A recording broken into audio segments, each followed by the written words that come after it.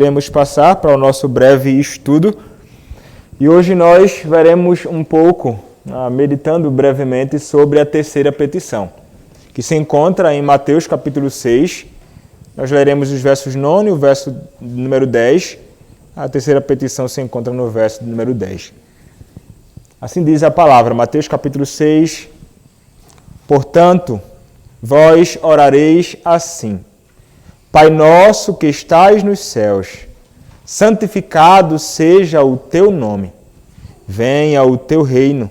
Faça-se a tua vontade, assim na terra como no céu. Faça-se a tua vontade, assim na terra como no céu. Esta é a terceira petição.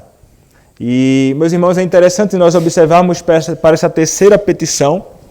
Ela é a terceira petição e a que diz respeito de modo muito direto a Deus e ao modo que nós nos relacionamos com Deus. Nós passamos a pedir, desde a primeira petição, coisas relacionadas a Deus e coisas que estão diretamente relacionadas ao reino deste nosso Deus. E nós vimos que nós somos aqueles que são chamados a santificar o nome de Deus e a glorificar o nome de Deus, e aqueles então que oram, santificado seja o teu nome, são aqueles que devem ter no coração a verdadeira disposição para viver para a glória do seu Senhor. Estes também são aqueles que desejam ardentemente que o reino de Deus seja estabelecido e que o reino de Satanás seja destruído.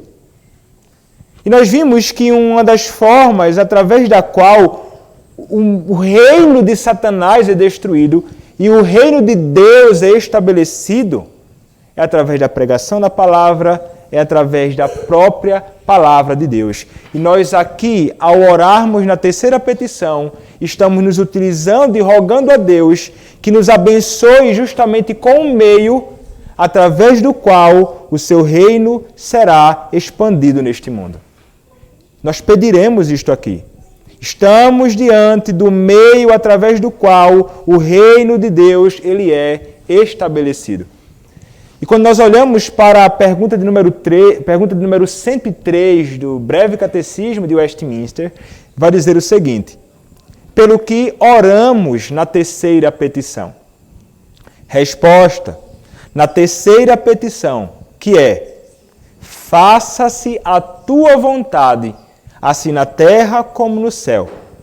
Pedimos que Deus, pela sua graça, nos torne capazes e desejosos de conhecer a sua vontade, de obedecer e submeter-nos a ela em tudo, como fazem os anjos no céu. Como fazem os anjos no céu. Então, esta seria a terceira petição, e é exatamente isso que nos ensina o Breve Catecismo de um modo bem simples, de fato. O Catecismo Maior é que vai nos trazer detalhes maiores acerca disto. E quando nós pensamos, então, na vontade do Senhor, nós podemos pensar na vontade do Senhor de duas formas. Nós podemos pensar na vontade decretiva de Deus e podemos pensar na vontade preceptiva de Deus. Ou, numa linguagem mais simples, nós podemos pensar na vontade secreta de Deus e também na vontade revelada de Deus. A vontade secreta de Deus são os conselhos de Deus ou os decretos eternos de Deus. É a vontade eterna do Senhor, como nós aprendemos no Breve Catecismo, na pergunta de número 9. O que são os decretos de Deus? Os decretos de Deus são o seu eterno propósito, segundo o conselho da sua vontade, pelo qual, para a sua própria glória, ele pré-ordenou tudo o que acontece. Então, o decreto de Deus, a vontade eterna de Deus é isto, né? É o plano eterno do Senhor, aquilo que ele estabeleceu desde antes da fundação do mundo. Então, esta seria a vontade secreta de Deus. E elas não podem ser conhecidas por nós, ou nós homens, pois nós, como seres humanos, criaturas de Deus, nós não somos chamados a tomar assento nos conselhos de Deus. Somente Deus Pai, Deus Filho e Deus Espírito Santo são aqueles que tomam assento nos conselhos eternos de Deus. Nós, não. Contudo, a vontade secreta de Deus, ela pode ser revelada e fora revelada e é revelada no tempo e no espaço. O breve catecismo vai nos dizer assim: como Deus executa os seus decretos? Resposta: Deus executa os seus decretos nas obras da criação e da providência. Então, o que Deus decretou na eternidade, Ele revelou no tempo e no espaço. O Senhor Deus, Ele criou o mundo e tudo o que no mundo há. Mas também, um outro modo através do qual Deus realiza ou executa os seus decretos é nas obras da providência. E isto os nossos olhos contemplam, porque tudo aquilo que acontece no mundo, ao nosso redor e na nossa vida, é providência de Deus e é uma evidência e manifestação visível do plano eterno de Deus para a nossa vida, ou da vontade de Deus para a nossa vida. Contudo, aquilo que nós chamamos de a vontade revelada de Deus. E qual é a vontade revelada de Deus? A vontade de Deus revelada é a sua própria palavra. A nossa única regra de fé e de prática. Então, tudo aquilo que está encoberto pertence a Deus, como nos diz a palavra, não é? Se você olhar para Deuteronômio, capítulo 29, verso de número 29, a palavra nos diz o seguinte, Deuteronômio 29, 29. As coisas encobertas pertencem ao Senhor, nosso Deus, porém as reveladas nos pertencem, a nós e a nossos filhos para sempre, para que cumpramos todas as palavras desta lei. Então, aquilo que pertence a nós, meio através do qual nós passaremos a viver, é justamente segundo a palavra e segundo a vontade revelada de Deus. O que acontece é que, ainda que tenhamos sido salvos pelo Senhor, ainda que tenhamos sido resgatados por Deus da condenação eterna, o que acontece, meus irmãos, é que nós ainda somos indispostos, muitas vezes, a nos sujeitarmos e a obedecermos à vontade de Deus.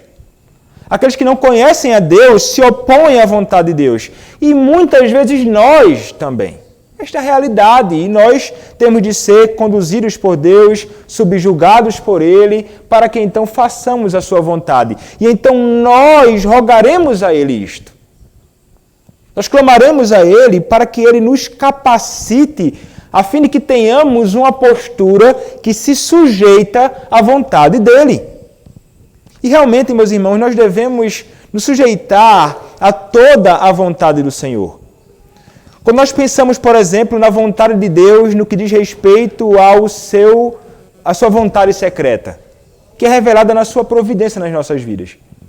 Muitas vezes nós passamos por enfermidades, calamidades, problemas, dificuldades. Esta é a manifestação da vontade secreta de Deus nas nossas vidas. E o que é que nós devemos fazer? Nós somos chamados, como nós pedimos nesta oração, a nos sujeitarmos a isto. A nos sujeitarmos à vontade de Deus para a nossa vida, segundo a sua providência. Isto é desejar fazer a vontade do Senhor. Isso é desejar se sujeitar realmente à vontade de Deus. Isso é realmente colocar em prática a oração nossa, dos nossos lábios, quando nós falamos: faça-se a tua vontade, assim na terra como nos céus. Então, murmuração, descontentamento, indignação contra a vontade de Deus, contra aquilo que nós experimentamos na nossa vida, é uma forma contrária a faça-se a tua vontade. Nós estamos nos opondo à vontade de Deus. Mas o Senhor também nos chama a não somente nos sujeitarmos à vontade dEle e à sua provisão durante toda a nossa vida. Ele nos chama a obedecermos à vontade revelada dEle na Escritura Sagrada. Meus irmãos, é segundo esta vontade revelada que nós viveremos. Não é? Nós não viveremos tentando viver como se fosse possível perscrutar os decretos de Deus. Não há possibilidade. Nós não conseguiremos. Nós não viveremos e não podemos viver imaginando, mas será que isto está passando na mente de Deus? Ou não. É segundo a palavra dele. Esta é a vontade revelada dele. De Gênesis a Apocalipse. 66 livros. Toda a vontade e revelação especial de Deus para nossas vidas. Então nós seremos como o salmista no passado. Nós seremos como o povo de Deus no passado. Como o salmista nos diz. Veja, ele deseja conhecer mais da lei do Senhor. Ele deseja contemplar as maravilhas da lei do Senhor. Porque ele sabe que na lei do Senhor ele encontrará o meio através do qual ele deve viver e que ele deve se sujeitar à vontade de Deus revelada ali. O Salmo de número 119, verso 18, nos diz isto. Eu vou mencionar o Salmo e vou ler para que possamos seguir com a nossa meditação, para não nos alongarmos muito, mas o Salmo 119, verso 18, diz assim: Desvenda os meus olhos, para que eu contemple as maravilhas da tua lei. Veja que este é um desejo sincero e ardente, e o salmista ele roga exatamente isto. Ainda no Salmo de número 119, verso de número 34, quando o salmista diz: Dá-me entendimento e guardarei a tua lei, de todo o coração a cumprirei. Então veja que o desejo do salmista não é somente conhecer a vontade do Senhor. O desejo do salmista é viver segundo a vontade do Senhor, revelada na perfeita e maravilhosa lei de Deus. Então nós temos aqui um exemplo claro e um ensino muito precioso, segundo o qual nós devemos também viver. Não é uma verdade ou um desejo que deveria ficar no passado, não, nos dias do salmista. É para nós hoje. Se nós realmente rogamos a Deus com sinceridade no coração, faça-se a tua vontade, assim na terra como nos céus. Então a vontade do Senhor revelada na sua palavra. Mas não veja, meus irmãos, não somente o salmista ele desejava isto. Nós encontramos a Paulo e os apóstolos, os servos do Senhor no passado, na chamada igreja primitiva, em Atos capítulo 21, verso 14, falando o seguinte: Como, porém, não o persuadimos, conformados, dissemos, faça-se a vontade do Senhor. Não somente os apóstolos ou os servos do Senhor no passado, mas o próprio Senhor Jesus Cristo, ele nos é um exemplo nisto. Porque o que é que o Senhor Jesus Cristo ele veio fazer nesta vida? Ele veio cumprir toda a vontade do Pai. Ele veio em obediência a Deus, o Pai, sujeitando-se ao Pai e à sua vontade em todos os momentos da sua vida, sendo inclusive obediente até a morte e morte de cruz. O nosso maior exemplo, o nosso maior padrão de alguém que observou atentamente a vontade de Deus foi o próprio Senhor Jesus Cristo, Deus homem, Deus tal qual o Pai. Inclusive, é isto que ele roga, não é isto que ele ora, quando nós o encontramos lá em Mateus capítulo 26, verso de número 42. Tornando a retirar-se, orou de novo, dizendo: Meu Pai, se não é possível passar de mim este cálice sem que eu beba, faça-se a tua vontade. Faça-se a tua vontade. Ou seja, Cristo ele estava se submetendo ao Pai, sujeitando-se ao Senhor, porque ele queria então fazer a vontade do seu Pai. Cristo é nosso irmão. Uma vez que fomos salvos por Cristo, temos Deus por nosso Pai, e a nossa vontade será como a vontade de Cristo, fazer a vontade do nosso Deus e Pai. Nós realmente desejaremos isto. Nós faremos esta oração conscientes disto. E com o coração verdadeiramente sinceros ao orarmos a Deus por tais coisas. E vejam que a vontade, a oração é faça-se a tua vontade, assim na terra como é nos céus. Assim na terra como é com os anjos nos céus. E é interessante nós olharmos isto, né? Porque o que é que os anjos de Deus nos céus, o que é que aqueles que habitam nos céus fazem?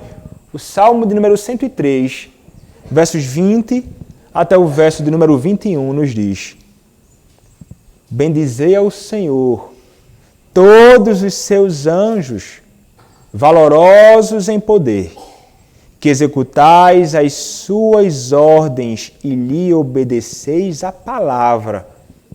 Bendizei ao Senhor todos os seus exércitos, vós, ministros seus, que fazeis a sua vontade. O desejo, meus irmãos, daqueles que rogam a Deus é exatamente este. É que assim como há plena obediência, perfeita obediência, cumprimento perfeito da vontade de Deus o Pai nos céus, o nosso desejo é que aqui, em nosso meio, no meio do povo de Deus, na igreja, no mundo, a vontade de Deus também seja observada. É um desejo daqueles que vão rogar ao Senhor para que o Senhor nos capacite pela sua palavra revelada e pelo seu Espírito a realmente caminharmos observando a sua palavra, como nós cantamos agora no hino. Observando os seus mandamentos, deleitando-nos nos seus mandamentos, procurando então não viver segundo a sabedoria do mundo, não viver segundo as sugestões de Satanás, não viver segundo as sugestões da nossa própria carne pecaminosa, que muitas vezes quer nos trair para que nós façamos a vontade dela. Não para fazer a vontade dos homens corruptos que não conhecem ao Senhor e que nos sugerem algo segundo a sua suposta sabedoria, quando na verdade nós sabemos que o que nós devemos observar é a palavra do Senhor. Não nos sujeitando a eles. Bem-aventurado o homem que não anda no conselho dos ímpios, não se detém no caminho dos pecadores, nem se assenta na roda dos escarnecedores. Antes o seu prazer está na lei do Senhor, e na sua lei medita de dia e de noite. É a palavra de Deus que faz um homem bem-aventurado. E é a palavra de Deus que nos conduz a fazer a sua vontade. Como comenta o Gerhard Voss, comentando o Catecismo Maior de Westminster sobre esta pergunta, ele vai dizer assim: cumprir perfeitamente a vontade de Cristo significa não apenas fazer exatamente aquilo que Deus requer, mas fazê-lo com as atitudes e pelos motivos perfeitos. Fazê-lo com as atitudes e pelos motivos perfeitos, que são mencionados no Catecismo Maior: humildade, alegria, fidelidade, diligência, zelo, sinceridade e constância. Somos chamados a fazer assim, não com hipocrisia, não da boca para fora, mas verdadeiramente observando isto com atitudes e motivos que realmente estão alinhados com a vontade do Senhor, sinceramente. No céu, a vontade de Deus é cumprida perfeitamente, porque lá não há pecado, nem tentação para interferirem no fazer perfeito da vontade de Deus. É um pensamento maravilhoso para os crentes, que um céu assim é o destino que nós temos assegurado. O céu onde não há pecado, onde aqueles que habitam lá conseguem cumprir perfeitamente a vontade do Senhor. O crente está destinado a ser perfeito e a ser apresentado sem máculas. Diante de quem? Diante do trono de Deus, como nos diz Judas, verso de número 24.